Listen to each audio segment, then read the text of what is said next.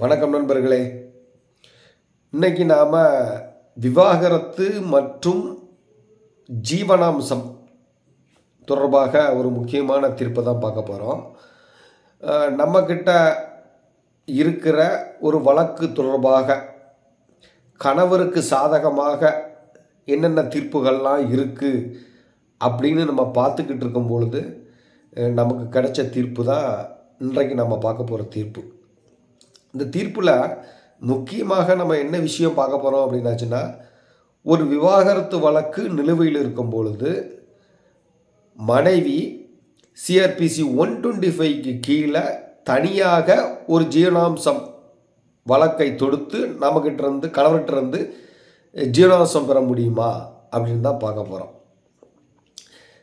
அதாவது விவாகரத்து வழக்கு நிலுவையில் இருக்கும்போது அதே நீதிமன்றத்தில் மனைவி ஜீவனாம்சம் கேட்டு ஒரு மனுவை தாக்கல் செய்ய முடியுமா?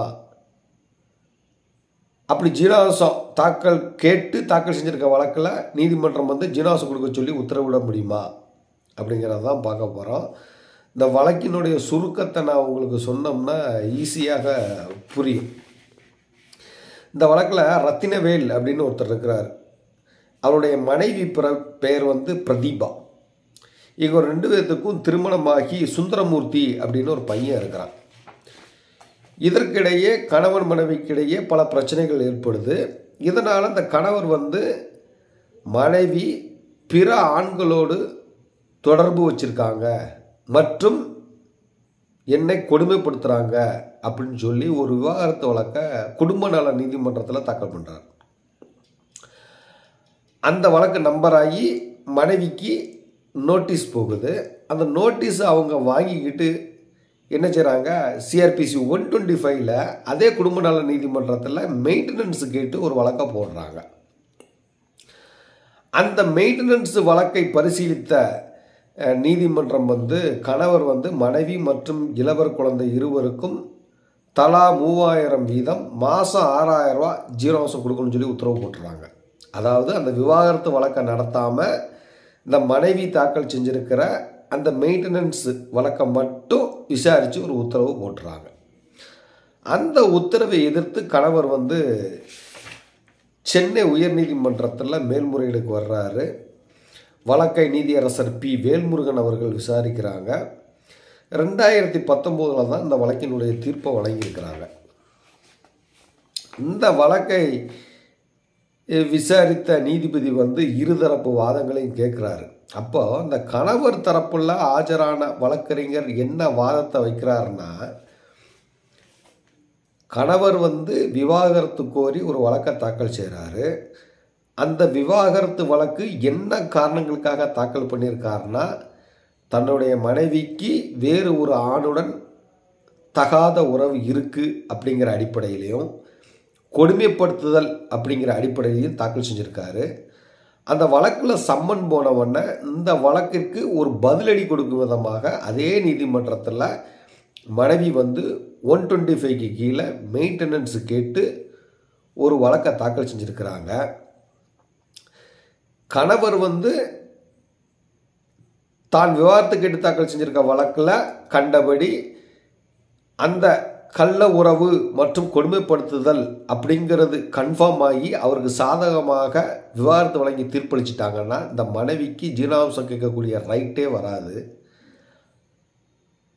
ஆனால் அந்த வழக்கை நீதிமன்றம் விசாரிக்கவே இல்லை. ஆனால் மனைவி தாக்கல் செஞ்சிருக்க வழக்கை மட்டும் விசாரித்து மெயின்டெனன்ஸ் கொடுக்கணும்னு உத்தரவு போட்டிருக்காங்க. அதுபோக அந்த மனைவி தன்னைத்தானே பராமரித்து கொள்ள இயலாத அளவுக்கு அவர் இல்லை. அவர் ஒரு தனியார் நிறுவனத்தில் வேலை பார்ப்பதன் மூலமாக ஒரு 6000 ரூபா மாதம் சம்பாதிச்சிட்டு வர்றாரு. விவாகரத்து வழக்கை நடத்தாமல் இந்த மனைவி தாக்கல் செஞ்சிருக்கிற மெயின்டெனன்ஸ் வழக்கை மட்டும் நடத்தி குடும்ப நல நீதிமன்றம் உத்தரவிட்டிருப்பது தவறு அப்படின்னு சொல்லி அவர் ஆர்கியூ பண்ணுறார். இந்த மனைவி தரப்பில் ஆஜரான வழக்கறிஞர் என்ன சொல்கிறாரு அப்படின்னாச்சுன்னா, இவர் கணவர் மனைவியும் குழந்தையும் பராமரிக்க வேண்டியது அவருடைய தார்மீக கடமை. இந்த மனுதாருக்கு நல்ல வசதி வாய்ப்பு இருந்தும் இந்த மனைவியையும் குழந்தையும் பராமரிக்காமல் விட்டுட்டாரு. இந்த மனைவி தனியார் நிறுவனத்தில் பணிபுரிந்து வர்றாருன்னு கணவர் சொல்கிறாரு. ஆனால் அது எதற்கு எந்த ஆதாரமும் இல்லை. அதனால் இந்த கணவர் தாக்கல் செஞ்சுருக்கிற மேல்முறையீடை தள்ளுபடி செய்யுங்க அப்படின்னு சொல்லி மனைவி தரப்பில் வாதாடுறாங்க. இந்த 2 தரப்பு வாதங்களையும் கேட்ட நீதிபதி என்ன சொல்கிறாரு அப்படின்னாச்சுன்னா, முதல் வழக்கை கணவர் தான் தாக்கல் பண்ணியிருக்காரு. அந்த வழக்கை என்ன காரணத்தின் அடிப்படையில் தாக்கல் பண்ணியிருக்காருன்னா, கள்ள உறவு மற்றும் கொடுமைப்படுத்துதல் ஆகிய பிரிவுகளின் கீழே தாக்கல் பண்ணியிருக்காரு. அந்த வழக்கில் அழைப்பாணையை பெற்றுக்கொண்ட மனைவி இந்த குற்றச்சாட்டுகளுக்கு பதில் ஏதும் சொல்லாமல், அதாவது கவுண்டரு கூட போடாமல் டக்கென்று 125 CRPCயில் பெட்டிஷன் போட்டிருக்காங்க. இந்த மனைவி 125 CRPCயில் பெட்டிஷன் போட்டதுக்கு பதிலாக அந்த விவாகரத்து வழக்கிலே செக்ஷன் 24 பெட்டிஷன் போட்டுருந்துருக்கலாம். ஆனால் போடலை. குடும்ப நல நீதிமன்றமாவது இந்த மனைவி தாக்கல் செஞ்சிருக்கிற 125 தானாகவே செக்ஷன் 24 ஆக மாற்றி விசாரிச்சுருக்கணும், விசாரிக்கலை. அல்லது இந்த விவாகரத்து வழக்கையும் இந்த 125 வழக்கையும் ஜாயிண்ட் ட்ரையலாக நடத்தி தீர்வு காண இருக்கணும். அப்படியும் தீர்வு காணல. ஆனால் கணவனுடைய வழக்கை மேல் நடத்தாமல் அப்படியே வச்சுட்டு இந்த மனைவி தாக்கல் செய்திருக்க வழக்கம் மட்டும் விசாரித்து உத்தரவு போட்டிருக்காங்க. உண்மையிலே இந்த கணவர் சொல்லியிருக்கிற குற்றச்சாட்டுகள் ஊர்ஜிதமானால் இந்த மனைவிக்கு மெயின்டெனன்ஸு சட்டப்படி கிடைக்காது. ஆனால் கணவர் சொன்ன குற்றச்சாட்டுகளை கடுமையான குற்றச்சாட்டுகள், அது சம்மந்தமான வழக்கு நிலுவையில் இருக்கும்போது மனைவி தாக்கல் செஞ்சுருக்கிற வழக்கம் மட்டும் விசாரித்து மனைவிக்கு ஜீவனாம்சம் கொடுங்கன்னு சொல்லி உத்தரவிட்டிருக்கிறது தவறு. ஆனால் குழந்தைக்கு ஜீவனாம்சம் கொடுக்க வேண்டிய கடமை கணவருக்கு இருக்குது. அதனால் கீழமை நீதிமன்றம் வழங்கியிருக்க தீர்ப்பை நான் மாடிஃபை பண்ணுறேன். மனைவிக்கு ஜீவனாம்சம் கொடுக்க வேண்டிய அவசியம் இல்லை. ஆனால் அந்த இளவர குழந்தைக்கு மட்டும் மாதம் 3000 ரூபா கொடுக்கட்டும் அப்படின்னு சொல்லி இந்த வழக்கில் நீதிபதி உத்தரவிட்டிருக்கார். இப்போ அந்த வழக்கின் தீர்ப்பிலிருந்து என்ன தெரியணும்னா, கணவர் தனது மனைவிக்கு வேறு ஒரு ஆணுடன் தகாத உறவு இருக்கு மற்றும் தன்னை கொடுமைப்படுத்துகிறார் என்று கூறி ஒரு விவாகரத்து வழக்கை தாக்கல் செய்திருக்கும் பட்சத்தில் அதை நிரூபிக்காமல் மனைவி 125 கீழே தனியாக ஒரு பெட்டிஷனை போட முடியாது. வேணா அந்த கணவர் தாக்கல் செஞ்சிருக்கிற வழக்கிலேயே செக்ஷன் 24க்கு கீழே இடைக்கால பராமரிப்பு தொகை கேட்டு ஒரு மனுவை தாக்கல் செய்யலாம்.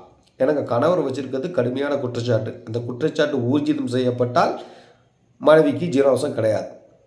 ஆனால் மனைவி கணவருடைய மனுவுக்கு எந்த பதிலையும் தாக்கல் செய்யாமல் விசாரணை எதிர்கொள்ளாமல் 125ல் பெட்டிஷன் போட்டு பணம் வாங்குவதை ஏற்றுக்கொள்ள முடியாது அப்படிங்கிறது தான் தீர்ப்பு உணர்த்துது. நிறைய குடும்ப நல நீதிமன்றங்களில், சார்பு நீதிமன்றங்களில் பல வழக்குகள், விவாகரத்து வழக்குகள் நிலுவையில் இருக்குது. இப்போ நான் சொன்ன வழக்கு சங்கதிகளை ஒத்து போய் நீங்கள் ஏதாவது வழக்கு நடத்திக்கிட்டு இருந்தீங்க, உங்களுக்கு எதிராக ஜீவனாம்சம் ஏதாவது ஆர்டர் ஆகிருக்கு அப்படின்னாச்சுன்னா நீங்கள் இந்த தீர்ப்பை பயன்படுத்தி மனைவிக்கு ஆதரவாக பிறப்பிக்கப்பட்ட அந்த மெயின்டெனன்ஸ் ஆர்டரை செட்டசைட் பண்ணுறதுக்கு இந்த தீர்ப்பை நீங்கள் பயன்படுத்திக்கிடலாம். இந்த தீர்ப்பினுடைய முழு விவரத்தையும் நான் டிஸ்கிரிப்ஷன் பாக்ஸில் கொடுக்குறேன். படித்து பாருங்கள், கட்டாயமாக உங்களுக்கு உதவும். நன்றி.